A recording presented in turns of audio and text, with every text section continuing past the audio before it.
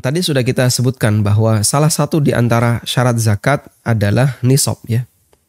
Yang itu merupakan sebab wajibnya zakat. Sehingga bayar zakat sebelum nisab batal zakatnya. Sementara untuk haul ini juga syarat wajib tapi boleh didahului. Sehingga orang boleh bayar zakat sebelum haul. Sebagaimana riwayat yang sahih Abbas bin Abdul Muttalib paman Nabi SAW diizinkan oleh Nabi SAW untuk bayar zakat sebelum masuk haul. Dan itu statusnya adalah ta'jiluz zakah. Menyegerakan pembayaran zakat sebelum deadline. Sebelum jatuh tempo. Sebagaimana orang boleh menyegerakan pelunasan utang sebelum jatuh tempo. Nah, sekarang boleh nggak orang bayar zakat bulanan? Ada fatwa yang dikeluarkan oleh Imam Ibnu Baz rahimahullah bahwa beliau membolehkan itu tapi dengan ketentuan ya. Orangnya harus sudah memiliki harta senilai 1 nisab. Sehingga di sini kita tulis bayar zakat bulanan. Aslinya bayar zakat itu tahunan, bukan bulanan. Hukum asalnya bayar zakat itu tahunan. Makanya Nabi SAW mengatakan, la zakata, tidak ada kewajiban zakat, illa idha hala alaihil haul, kecuali jika sudah memenuhi 1 haul. Dan 1 haul itu adalah 1 tahun hijriyah. 1 tahun dalam kalender hijriyah. Sehingga bayar zakat itu aslinya adalah tahunan. Maka bayar zakat bulanan ini keluar dari kaidah asal, tapi ini diperbolehkan sebagai bentuk menyegerakan zakat. Di sini ada 2 kemungkinan. Ya. Kemungkinan yang pertama, saldo harta sudah mencapai nisab. Saldo harta sudah mencapai nisab. Misalnya beliau sudah memiliki harta senilai 100 juta. Lalu bulan ini bayar zakat 200.000, bulan besok 200.000, sampai total 1 tahun berarti berapa? Kalikan 12, 2,4 juta. Tapi hartanya sudah di atas nisab.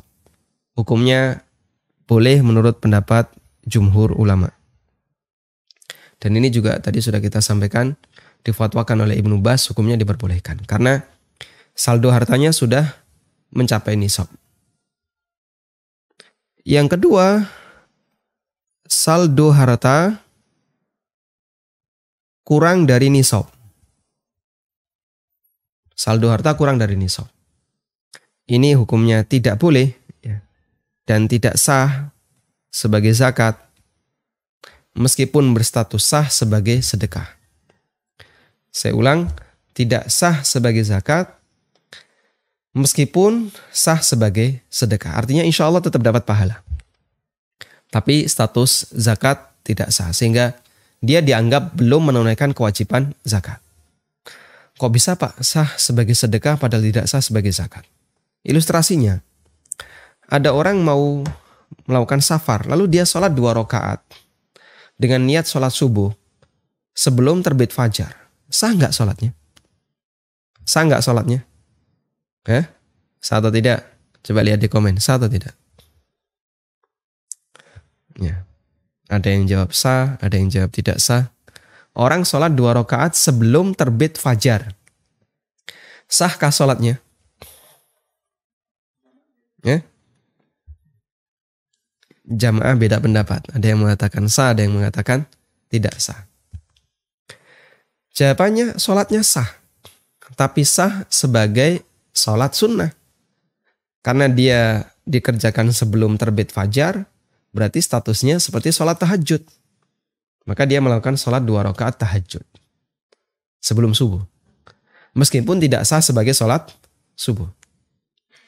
Sama halnya orang yang dia bayar zakat, niatnya zakat ya. Niat pelakunya zakat. Sebagaimana niat pelaku ini sholat subuh. Tapi belum memenuhi sebab. Sehingga dia tidak sah sebagai zakat, tapi insya Allah tetap dapat pahala. Maka penilaian kami ini tidak sah.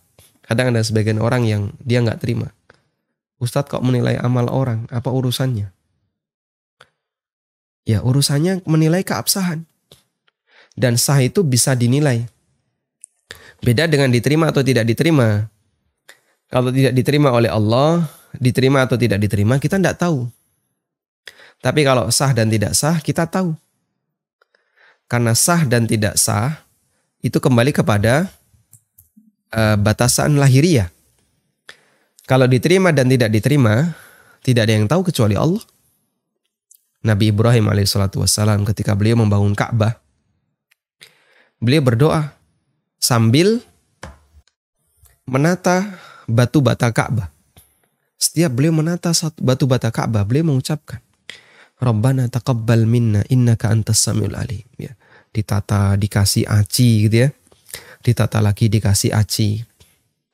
Rabbana taqabbal minna innaka antas samiul alim. Rabbana taqabbal minna innaka antas samiul alim. Itu yang dibaca oleh Ibrahim alaihissalam sepanjang beliau membangun Ka'bah. Beliau memohon kepada Allah Subhanahu wa taala agar amalnya diterima oleh Allah karena beliau tidak bisa memastikan apakah amalnya diterima ataukah tidak. Tapi sah dan tidak itu penilaian lahiriah. Sehingga dalam masalah ibadah ada dua hal yang perlu dibedakan antara keabsahan dan diterima. Penerimaan ibadah. Diterima itu artinya menghasilkan pahala. Sah itu artinya menggugurkan. Menggugurkan tanggung jawab. Berarti orang yang sudah melakukan amal wajib yang sah berarti dia gugur kewajibannya. Apakah diterima atau tidak? Wallahu alam. Kembali kepada apakah dia dapat pahala ataukah tidak. Tidak ada yang tahu kecuali Allah Azza wa Jalla. Nah, untuk sah di sini kita bisa menilai. Terus gimana ini? Kita bisa nyatakan sholatnya batal. Kok bisa? Apa urusannya kamu dengan sholat kami? Menilai sholat orang lain batal. Karena Anda sholat tidak tumaknina.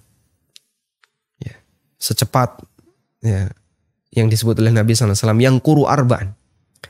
Seperti ayam yang mematuk 4 kali. Culit, culit, culit, culit. Gitu ya. Seperti ayam yang mematuk. Saking cepatnya. Dan Nabi SAW mengatakan sholat seperti ini batal. Sebagaimana hadis al-musi' salatuhu. Orang yang salah sholatnya.